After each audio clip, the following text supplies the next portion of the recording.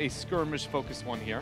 But it's weird. The thing for Even and Death for me is a bit of consistency, I feel like is all it is, because they really do have signs in just moments. But that's the problem, is that they're merely moments of just absolute greatness. If they can translate that over to even just 30 seconds, I feel like suddenly a lot of people, especially for fans at home, where it might be hard to see those small things, will go like, this is why, you know, everybody's kind of hyping it Even and Death. The one thing I wanted to talk about for Even and Death is the difference of competition between Open Division and then here at the Heroes Global Championship. You have to play every single weekend. So even if you're a team that has a signature style, and we'll say for Even and Death, that's the double support Vala Illidan style, you have to be able to adapt, both constantly trying to figure out how you're going to adapt throughout scrims, but then also be able to adapt on the fly if you have something taken away from you, which we saw Illidan be banned against them in one of the games by Roll20. Yeah. And the ability to adapt is why teams like Gale Force have been able to maintain their great status, especially on Brax's holdout, because they constantly are evolving those types of compositions, always evolving within it. So hopefully Even and Death is able to make the necessary adaptations to keep up with this kind of competition. Looks like it's going to start off with an Uther. Nope, swapping it out. Still, you know, figuring it out down to the last 10 seconds here. Genji is off the table. So not surprised there, considering just the map, again, is very skirmish-focused, no macro. You aren't looking at wave clear as a major selling point, so Genji, just that mobility, he's very, very good at it. He's very good at the small skirmishes, and that's going to be taken away. So what do we see for Gale Force eSports? It is a new Barak is their first pick. I believe that's still holding true to what we've seen in the past. Yeah, they've played a fair amount of Stitches as well, but for King Caffeine, actually, it's a lot more Stitches in Arthas than a new Barak, yeah, but a new Barak is is still up there as an available. Yeah, that's one of those, but it's because, I mean, a new Barak's really, really good, right? Yeah, I agree. This is already a slight adjustment for Gale Force, the fact that a noob is picked up that high. It's not, again, that it gets out of their arsenal to be able to run it. Everybody at HGC can run a new Barak. It's just first pick, they normally would go to a different direction. Isn't Fan the one who really keeps track of win rates? I know that Fan definitely looks into it, but I don't know if on Gale Force specifically they have a player who over-focuses onto that. I thought I remembered hearing that about him, but my point is that a new Barak he has a big disparity in his win rate based on first pick or second pick, making him, it's much better if you get him in the first pick position, so he's a good solo pickup to be able to have in that first pick position. So just getting an objectively strong pick here, but Even in Death gets their Illidan and one of the counters against it, Arthas, and one of the heroes that Gale Force likes to play with Michael Udall. Yeah, I don't mind this transition for Even in Death. Also, when looking at the idea of just being able to get a win, I mean, Illidan oftentimes forces that composition where you're like, oh, I can't make a slight mistake against it, like Stitches. You can't make a slight mistake every 16 seconds. Illidan, that timer is a lot shorter. It makes you never able to kind of make the slight mistake. And so now suddenly I like this for Even in Death. I think it just greatly increases their team's chances, being, again, more on the weaker side compared to GFE of winning a game. Well, Gale Force, if they want to get Arthas here, could get Arthas as well as a potential damage dealer. Maybe a Li Ming. The deny. We forget the high priority Arthas on the side of Even in Death. It's just that no longer is even an option for GFE. I'm sorry. But Dahaka still is, though, and that would be Michael Udall's next to go to. Hey. So they're going to get those two. With the Uther there. So very generic, just strong picks. A little bit on the side of Gale Force. Even in Death, they've committed a little bit more. The Illidan and the Arthas is even that high up. I would say most of the time that we see that, unless you're in the first pick slot with 3 heroes, it does indicate quite a bit on your intent into the draft. So they've got to tread lightly onto the secondary ban. But most likely we're going to see focus on either to some form of supporting or a backliner, since we see both of the melees already locked in for Gale Force. If Gale Force doesn't want to deal with Vala Ariel, now would be the time to ban one of those away. Yes, very much so. And that's been such a staple for Even in Death, you know, and it makes sense that we would see Gale Force target it. I can also see Gale Force not targeting it, though. Kind of like that we're better than you mentality that we saw out of some of the other teams here. They ban out the Abathur. And also understandable, but I agree with you. I think I would have targeted a little bit more into the Ariel, just because that has been such a staple, but I don't mind letting it through, because Gale Force, again, should feel so confident that you could look at this maybe even a challenge set, right? Where it's just kind of like, give them a little bit of what they want. We should be able to take them out. And the moment that the series maybe gets out of hand and it's even tied up or you're down one game, you go, okay, we're done with that. Time to commit to the drafting that we consider most optimal for this matchup. A lot of time being taken here for Even in Death, though. That ban onto the Avatar, I feel like, wasn't that surprising. There she is. Okay, and it's going to be with a Brightwing. Another double support to be able to back up the Illidan. Neither has a very ideal heroic or supporting tool to be able to help out the Illidan, making this team fight counterintuitive a little bit and putting a lot of pressure on Homicidal, who we expect to be onto the Illidan for Even in Death. He's got to be very self-efficient, self-sustaining when it comes to his HP and not rely on his supports to be able to aid him.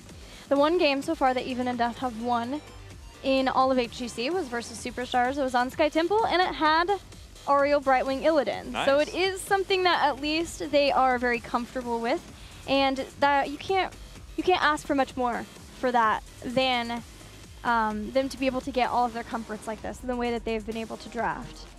If they were to get a win, it would be with that. Yeah, I very much agree with you. It's kind of like one of those, no matter how staggered it is, this is really the kind of going to be the best odds for Even in Death here in game one, because the draft is looking powerful and comfortable.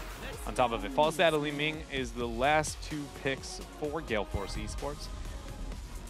Falstad, man, such an interesting hero in North America. We saw one day of high priority, and then he's kind of fallen out for a lot of the teams, but Gale Force still kicking it out. Last pick, anything other than Vala? Potentially, the only other thing I could think of is maybe a Lunara for the Lunara Illidan pairing. They have Arthas as their primary warrior, so she combos off of the slows from that if she wants to get unfair advantage. However, versus a Li Ming Falstad, she may feel like she has to take greater spell shield there at 13. Man, I feel like, well, it doesn't even matter. I feel like Lunara, what I was going to say, is overall the higher damage output to the point where I like it. But again, the vulnerability you can have into that Li Ming and the Anubarak initiation, there's a lot of things to be very, very afraid of. And if you aren't very safe with your positioning, much like we saw in the last series, you can easily get blown up onto that squishy Dryad. There's a slightly, just slightly better win rate for Lunara than Vala. We're looking at 50% as opposed to 47% for Vala. So maybe they're going off of that. Well, Lunara statistically gives us the better odds for victory, but also she just, as we said, combos very well with an Illidan. She puts the poisons down. Illidan can be the cleanup crew that gets the kills along with it. And then if they want to be able to pair off of the slows of Arthas, there's that opportunity for that as well. Meanwhile, Gale Force eSports drafting a composition we know from them. They've got their couple of global heroes now. They've got Li Ming for damage too. K1 Pro has been a beast on Li Ming all of phase 2. I expect K1 Pro to kind of have a heyday here in this game. I don't feel like there's much else to say other than Even in Death to draft a lot of what they want. It's the best odds. Again, you talked about the only win they've got was with near an identical composition, near the exact same map. The difference between the two is Superstars versus Gale Force. I mean, it's a pretty big skill gap, and I still weight this over to GFE no matter what the draft was going to be, but Even in Death has all the resources to be as best of odds as they can possibly get. Well, we're ready for the game, so let's get right to it. Game number 1 between Even in Death and Gale Force eSports. It's going to start with the underdogs. Even in Death, Battery is going to be on the Arthas. Lutano repping the Lunara. Howl is going to be on Ariel. Frozen X is the Brightwing. And last, we've got Homicidal on the Illidan. Meanwhile, Gale Force eSports are in the red with Michael Udall playing Dahaka. Fan will be on the Li Ming this time. Anubarak played by King Caffeine. And with Fan playing Li Ming, that means we've got K1 Pro playing the Falstad. Finally, Akaface playing Uther. I got to talk to a couple of members of GFE just lightly after their series against Team Freedom. And I know that their mentality definitely felt like they were trying to look for ways to be able to improve the aggression, be able to early game pressure, never letting up of any form of an advantage. And so for this series, that's going to be a focus, not only because, again, I want a very dominant performance here from GFE if they're going to, we talked about it with the weighted series and everything, prove that they still have that strength. They're one of the powerhouses here in North America, but not letting go of that lead is going to be a really cool tool that hopefully they grow on. Yeah, they should be able to use this match for more than just getting another victory to pad their stats within the standings, right? Yeah. They should be looking for ways that they can improve themselves in this series, and one of the ways they can do that is by putting on a lot of pressure, trying to make sure that they are pressing their advantages, because every match, every game is an opportunity to learn and grow as a team and as players when you look toward the international competition, where your competition gets way tougher. We do see no more seasoned marksman here. It's still going to be the Gathering Storm for Falstad, and that has been a talent that's becoming more and more popular in the North American scene. Understandably so, this is not a map where traditionally you look at the global for its side soak capabilities. It's for its side shots, not getting the stack after stack over the long run, hoping for that 40 mark. And now we have our first temples. What is Gale Force going to be doing? Even in Death for now, started up on mid to Haka. It's Mike Udall there, securing the shots on top. In an ideal world, Gale Force should be looking to delay these shots in mid as much as possible, but they're really relying on the fact that they have that double global onto the off lanes. It's really nice for Even in Death that they have this double support setup, because then they can leave Brightwing in the bottom as a counter to hold on to that lane, to the experience there, and be up against the global of Falstad. But then on the other side, still have a support to fight over the temple where they're at. And so far, Gale Force hasn't been willing to fight over delaying any of those shots. They're not taking any risks, so they're just going to trade out, and that does give them an edge here in the top lane, where they can have the global pushing along with potentially bruisers once they get to the second temple phase. That's something that, if this was later into the game, I really do enjoy on the side of Gale Force eSports. But just mainly because Falstad kind of hasn't hit the moment to where he can really overpower Brightwing. That's typically at the 7, getting the boomerang for your wave clear potential. I mean, you can always bully her in terms of the 1v1, but the reason why Brightwing is known as that placeholder laner as the solo is because her passive AoE healing, eventually, she just doesn't die. She's a good person to kind of keep there. And so I would have liked to see more offensive play until that window's hit, and then abuse the fact that we got the double global on the side of Gale Force and run that 1-3-1 that we saw displayed during the first phase. Yeah, Gale Force eSports loves to play their global game. Getting 2 globals is exactly what I figured that we'd see Gale Force eSports do. Michael Udall had a great dodge on the Howling Blast, using the burrow to make sure they had that. And Gale Force is going to get the early Giants to push along with them in the bottom lane and take out the towers here, setting up for a great second temple phase. This pressure so early on. I love this from Gale Force. This is exactly what we're talking about, though. They didn't display it in the first round phase. They're doing it with the Giants in between. Full 4-man collapse down here, trying to keep it up. And now that it's down, they cycle away. You know, it does remove a bit of a night potential play for Gale Force. And they do, in fact, have the global before Even in Death will. That's something that you would like to try and rely on, and Homicidal is kind of doing work knowing that he had the upper hand not only into the 1v1, but also having the camp early. Well, making such a quick rotation, Michael Udall might be in trouble. Homicidal even diving in there. Has enabled Gale Force to rotate up now too. They haven't gone for the bruisers though. They want to try to get kills. King Caffeine has caught Frozen X. Frozen's does not have blink heal or anything like that, so the only hope is to try to phase shift away, and that will not complete. First blood for Gale Force eSports. We saw the bed of barbs. A lot of times Anubaraks have been picking the full burrow charge build, but in this instance getting bed of barbs for the additional slow and crowd control is going to help a lot, not only with Illidan, but also with Arthas against Even in Death later on in fights. The shots on bottom, 25% have been secured for Even in Death. Brightwing teleporting in. That's going to be Frozen Neck healing things up. K1 Pro flying out towards mid, getting on the Homicidal there with the double global. Mikey Dahl, can he get the drag? He does, but does he get the kill? Very much going to be the case. Frozen X not making it there in time. And now Gale Force should be able to collapse. They actually are losing all the shots. Every single shot went over to Even in Death. Very impressive play here from Even in Death. So much so they have an experience advantage. They do. They've been able to make the most of the fact that they lost those 2 kills and that Gale Force committed globals to those kills. Getting the temples, taking out the 4 in bottom, that's given Even in Death a structural lead over Gale Force eSports. Experience tied though. Even in Death don't want to lose out too many more of those kills though, because even if they can get other objectives, the respawn timers will only get longer and longer as the game goes on.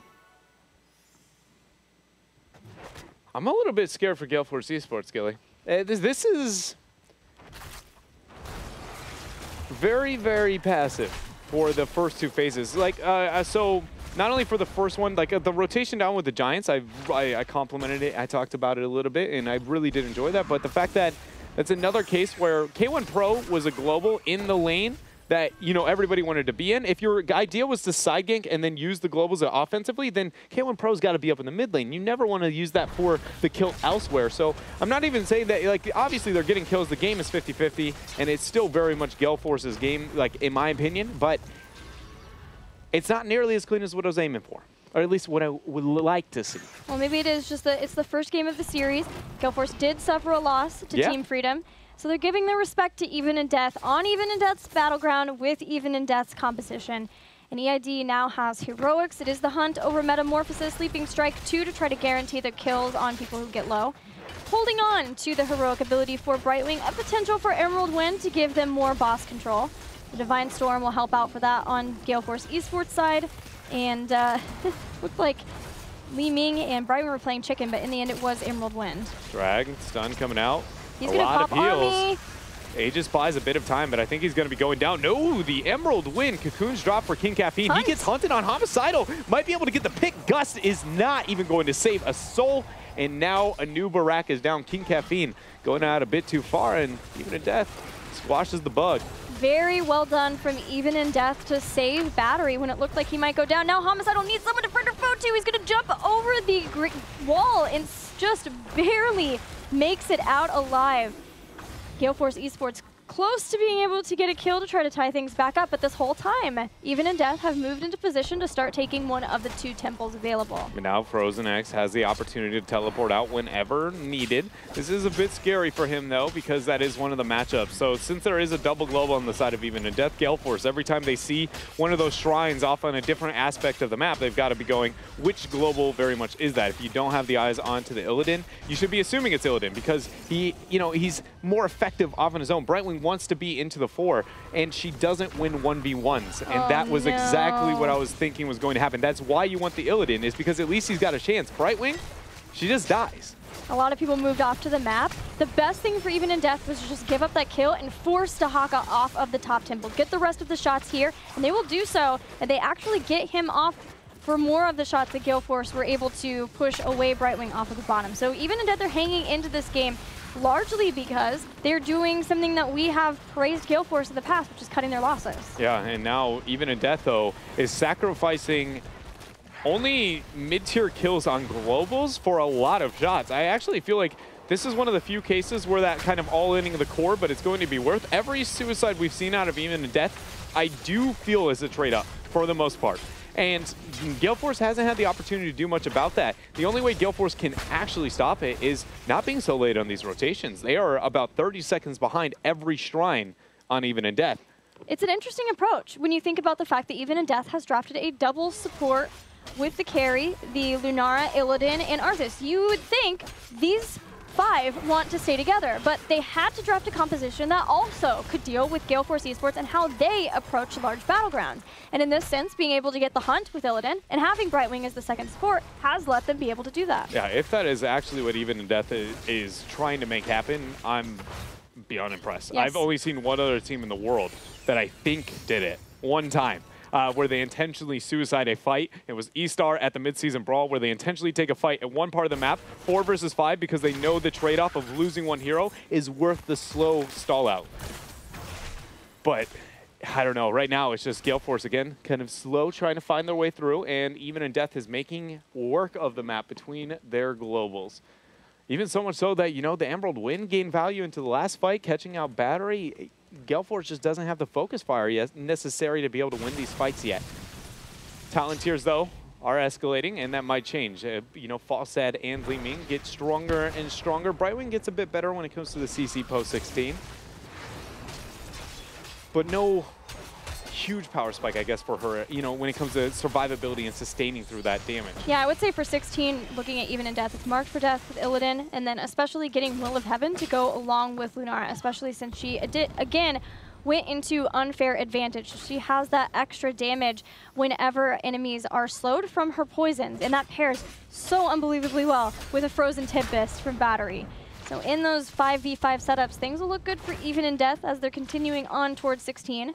But so too will Gale Force eSports, being able to get Benediction, even with the cooldown increase of that, being able to have the double whatever is needed for your team is so nice as an Uther. Double stun is normally what we see, but yeah, there are a lot of different iterations of that can be so impactful, especially with Guardian and Ancient King and the level 1 talent that we see. But Battery's moved up. Hit a 2-man Howling Blast, pressure into King Caffeine, falling about 50%, and drawing heals there from Akaface. K1 Pro has kept himself on the bottom, and the fact that Even in Death is even, again, in the shot timing is really, really convenient for them. They are essentially trading a positive lead into Gale Force eSports because they have the structural advantage in the long run. Keep waiting to see where Caff is willing to strike with the Cocoon. Homicidal's going to hunt in and forces King Caffeine to burrow charge away. The Gale Force are just slightly ahead with 16. They're going to get those and immediately step onto this point. Even in Death, are they willing to bring in their Brightwing? Michael Udall's already there. The Cocoon has gone down. Lutano doing what he can with this poison to take it out. Gale Force eSports are ready to strike. They take out Arthas. They barely may take out How. They do get him as well. Man, that was the last auto attack there for K1 Pro. Fan not able to get the Disintegrate. And a couple of shots remain still here on the middle part of the map. Gale Force eSports now is head almost an entire level when it comes to the experience with 2 members dead on Even in Death. They back out. They're going to be looking towards this boss. They may be able to, aid alongside it and be able to pick up the bottom keep. But ultimately, it's kind of just whether or not they want to do that, or you can cycle through mid, take out the mid, keep front wall. It's really just, do we think we can team fight them?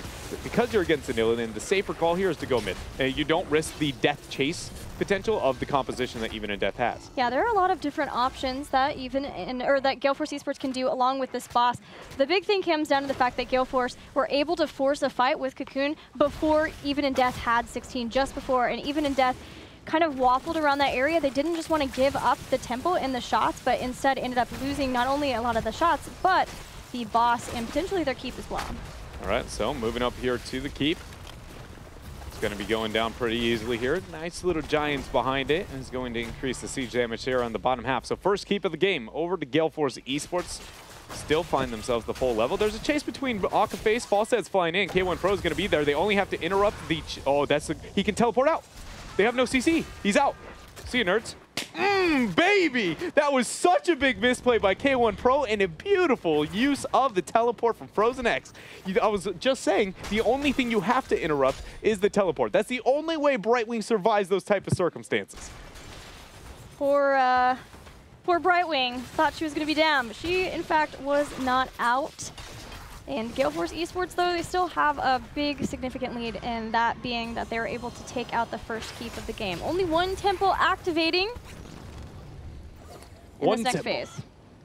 It looks like Gale Force has the positional advantage. They have control of the eye as well here, Gilly, which is really very useful. The reason why the eye is so impactful with this top shrine is mainly because of the vision that it controls. Look at this. All of Even in Death has to cycle very wide to the left-hand side. Suddenly, that choke that Mike Udall is kind of moving to where Lutano is a very easy flank point over this. So both teams want to make sure that they have this into their control. Even in Death uses battery. He moves up. He's got the lockdown onto that. And now we have the temple. It's going to be started by Homicidal. Homicidal on the temple point. Only one temple to have to deal with, and Even in Death has dealt with the bruisers, but that's kind of pushed a lot of the members of Even in Death back. And Gale Force eSports realizing that, trying to move on and see if they can catch somebody out before all of Even in Death can get into position. Brightwing's hanging out in the bottom, and Dahaka is there too. Brightwing's going to try and TP in, but it should get interrupted. It very much does get interrupted there by Mikey Doll on bottom half of the map. Brightwing's running for her life. Gus is going to be used by K1 Pro. King Caffeine looks to get the initiation. Leaping strike over, but Fan, he gets the reset. Calamity value there. Divine Storm landing on the 2 Aegis is popped by Hal. He's going to be going down here along with Lutano. Frozen X quickly after. 5-0 wipe. Gale Force clean and shot. Only battery remained. That was not for long as Gale Force eSports wipe the members of Even in Death, get to 20, step off the temple, and head toward the core. K1 Pro is going to fly down to the bottom and get the wave pushed all the way up as the rest of the members move to the bottom the old-fashioned way as they get into position to win game number 1 decisively. 10 kills to 1 over Even in Death. The old-fashioned way. You know, Back in my day, we used to have to click Z, stand still for a couple seconds, and then a magical horse would spawn underneath us so we could kill the core. We had to run uphill both ways in a snowstorm in order to make it to our opponent's core. Well, no matter how they did it, Gale Force made it to the core. Congratulations, and they are going to take game 1 over Even in Death. But again, you see the fight here from Even in Death in this very youthful roster. You did. It really came down to that final fight. A lot of it was very good for Gale Force eSports, so that they were able to get a fight just before 16, get a couple of kills, get the boss from that because of their quick rotations, and then take out a keep. But then even there was still opportunities that Even in Death could have come back in if they only were able to take that final fight. But stopping Brightwing from being able to teleport in, the gust was magnificent from K1 Pro to push everyone up into the corner. Divine Storm follow-up was there was no match for Even in Death to try to come back in that fight. It was just a little bit too much from the coordination there of Gale Force eSports. But again, wasn't as much as I wanted from Gale Force eSports. If I was to put that in my mind, it was just kind of like Gale Force didn't meet it to the level, so it wasn't necessarily a win in my book for them. I'm still looking for that in game number 2. I want to see more offensive, less restricted. And again, in bigger maps, I feel like is going to complement that. Maybe smaller even. Because even though Even in Death likes the smaller maps, I feel like Gale Force could just abuse that early game lead. And it's easier to be clear-cut in what you gain on smaller maps. Except for Tomb. That one, it's a little weird. Just don't waste your turn-ins, It's just as easy as that. Droid's got tough love for Gale Force eSports. Good job, but you can do better. Yeah. I want better from you in this next game. It's like they came home with a grade, a report card, and it was like flat C's. A-. You're cutting, A-. That's probably best. That's much closer to what you're doing. That's like at the threshold where it's like you're doing really well, and we see the effort that you're giving. According to your peers, you're in the excellent department, but I want to be the excellent plus. And that means just ruthless play there. They were 10-1 in terms of kills. Again, it wasn't that necessarily that close, but it was what they gave up in those kind of small windows, the timing of the shots, the cycling of K1 Pro. Those were the things I was kind of referring to. Now, because Gale Force eSports are very dominant, very strong on large battlegrounds, I'm almost expecting the members of Even in Death to just